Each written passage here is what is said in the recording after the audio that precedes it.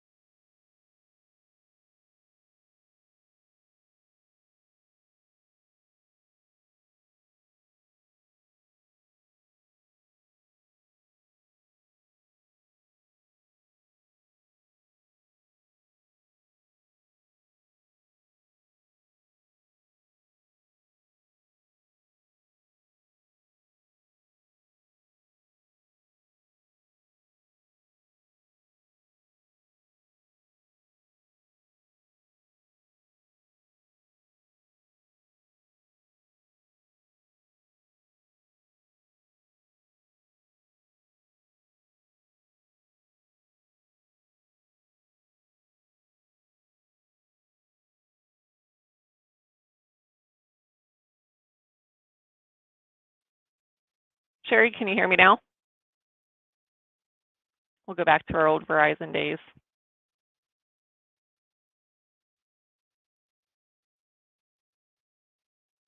We may have lost her. All right, so let me just go back here for a second, just in case it didn't come through. So today we're going to be talking about the productivity, the performance, and also the privacy that are included within Microsoft Edge. So up first, we will talk about productivity.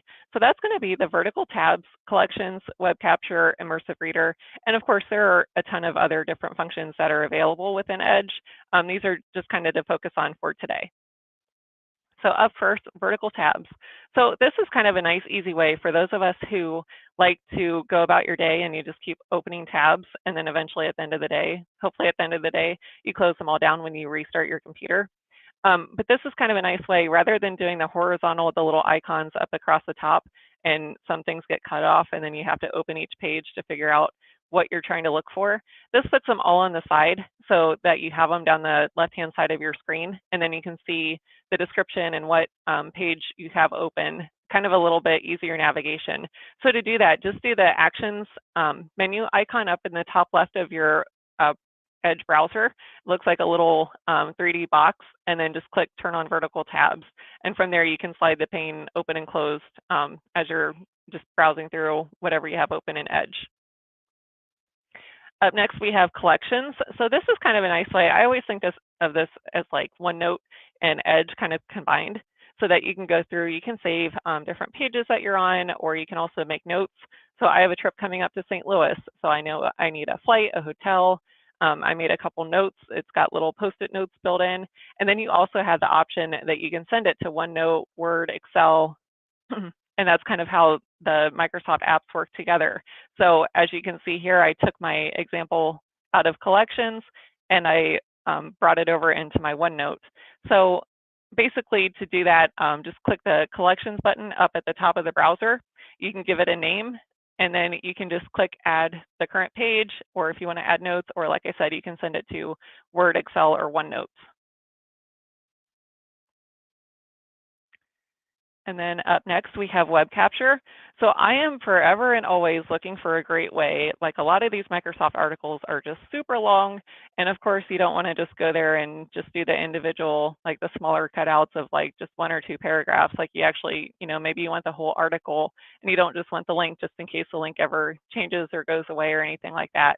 So the web capture is a nice way that you can get that whole article. So I think that's really cool. I love that they do this.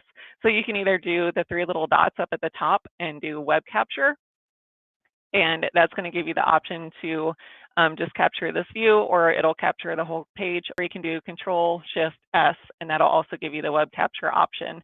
And then you can select from there if you just want a certain part of it, or if you want to grab the whole thing. And then you can take it and paste it directly into your OneNote if you want. Immersive Reader. So the Immersive Reader, yes, it does read to you, but it also, all that extra junk that gets on the page, all the different ads, things like that, it takes all that extra junk out of it. So I like using the Immersive Reader. It's not available on every single page. Let's say, for example, that you're watching YouTube videos on how to do something, because you can learn everything from YouTube, right? So Immersive Reader is not available on there. But things like different Microsoft articles, anything where you're doing a lot of learning, you can go through, you can hit Immersive Reader. That kind of narrows it down. Yes, it does have the option to read it actually to you, or it'll just get rid of all that extra clutter so you can stay focused on what you want to learn about. All right, so up next we have performance. So that's going to be the sleeping tabs, startup boost, browser sync, and extensions. So sleeping tabs. So just like a good night's sleep, this allows you to stay focused and more productive the next day. So sleeping tabs helps optimize your browser's performance by freeing up the resources for the tabs that you're using. So of course, the more performance that you get out of it, at that ratio for the memory usage, it's going to depend on how many tabs you have open. Again, if you forever and always have all the different tabs open up at the top, your memory is going to be reduced the more that you use the sleeping tabs. So just click the 3 little dots again and click on performance. And that's just going to kind of put those pages to sleep. Like let's say that you do leave your browser up all week, which hopefully at some point you do reboot your computer, because that is really good to kind of flesh out those processes. But if you do leave it open all week, that's going to put some of those pages to sleep. And I'm not quite sure what the settings are after how long it'll get put to sleep, but just know that that feature is available if you like to leave all your different tabs open. So Startup Boost.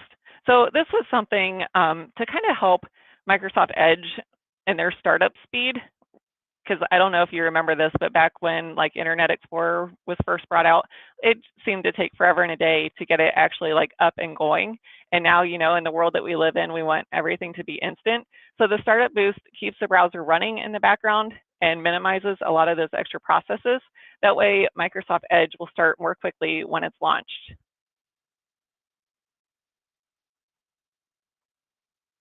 And then the browser sync. So Microsoft Edge is available for Windows, Mac OS, iOS, and Android, all those different operating systems, which is nice because now you are able to create a profile that's got all your bookmarks, some different settings, things like that, but it'll save all your different preferences in there.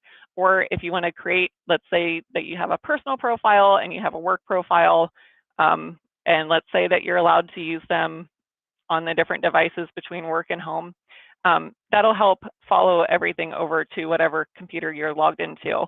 So to get to it, just click on your little profile image up at the top of your screen, do Manage Profile Settings, Sync, and then turn on the sync. And of course, you can turn that off at any time if you have things that you're like, nope, this is way too much, I don't want to use this anymore. Extensions. So the big thing with extensions is that it is just a small program. It's like a little sidekick over to Microsoft Edge. And basically, it's kind of to enhance the different features that are available within Edge. So some of my favorites are going to be the editor, and which includes a spelling and grammar, and also a good password management tool. So something that we're going to talk about with the privacy is that Microsoft Edge, just like all the other different browsers, they do have the option to save your passwords. But please, we 100% do not recommend that you do that. we want that turned off because that is a very easy way for hackers to get your passwords. So we strongly recommend using a password manager.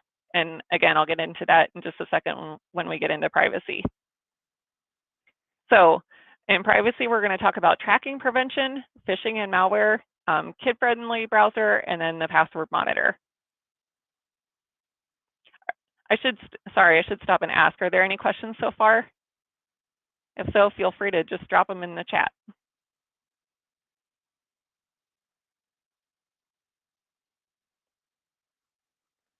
All right, so tracking prevention. So I know this is something that a lot of people hear about. You might hear, you might go on a site, like even a shopping site, and it says, that the site is going to collect your cookies, and you really have no option other than to accept.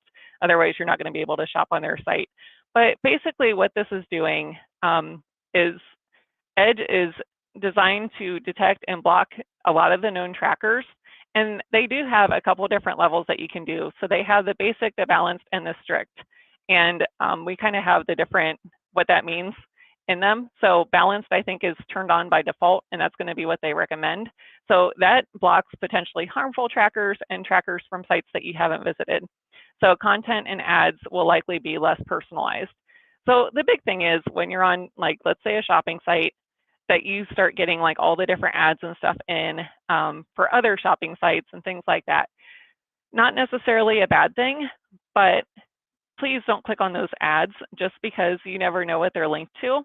If you want to go to the site, make sure that you do a nice safe Google search and go about it that way rather than just clicking on all the different ads that are up there. Which brings us to our next point of phishing and malware.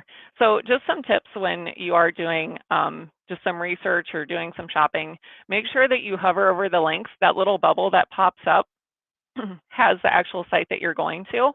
So make sure that you look at that and really study that and make sure that you are going to where you think you are going. Check it for any extra characters, any misspellings, any numbers, things like that, and make sure that it is a safe site.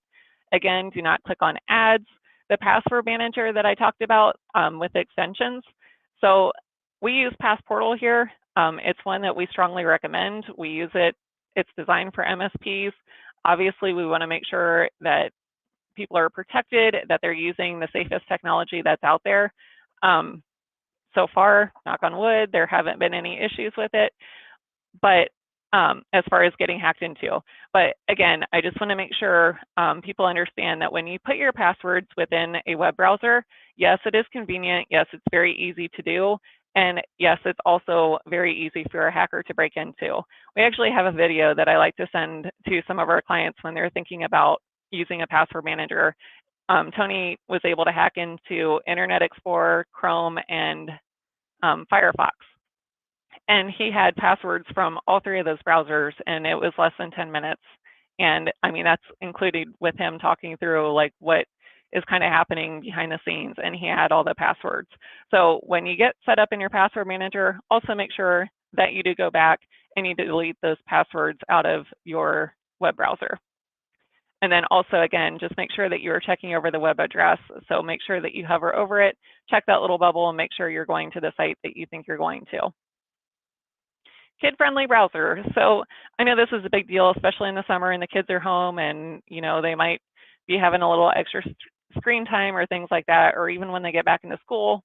I know in kindergarten, they already have tablets and computers and everything. So I know the interest is up. I know it's important for them to learn about the technology. So I also want to make sure people know some of the different features that are available within Microsoft Edge. So there is age-appropriate content. There is news for kids, and that's only for ages 9 through 12. It's a safer experience just for kids, and it also sparks creativity with using kid-friendly themes. So you are able to go into your settings and adjust and make a profile for them. They'll think that's super cool anyway, that, if they're into sports, you can, put bookmark ESPN or whatever and kind of make it theirs so that they can log in and they have all their stuff with them. Let's say you have a home computer and they have a tablet, things like that, then they can log in, they're safe, they're not seeing all that extra adult content or anything, I don't know, anything that they shouldn't be seeing. So back to the password monitor. So Microsoft Edge does have a password monitor built into it. So again, this is something that if you are saving your passwords in Edge, Microsoft is doing their best to help protect you from the dark web. That's going to be what passes around your personal information, such as your credentials. So if you have your banking account information in there, just know that there's a likely chance that people in the dark web are able to get to it. So we just want to make sure people understand the risk that's out there when you save your passwords within a browser. So to get to the password monitor and see what that's all about, it's going to tell you like which passwords are leaked out there. So here you can see in this example, it's got the little red circle and it says 1 password leaked, and it tells you specifically like, hey, we found this password on the dark web. Make sure you go into your account, get it changed, get it updated, and do not save it back in that browser. So. All right, I think that's it for today. So does anyone have any questions, comments, concerns, anything about Microsoft Edge? Good to go. So, all right, well, thank you guys so much for joining me today, and I look forward to seeing you out there in the cloud. Thanks.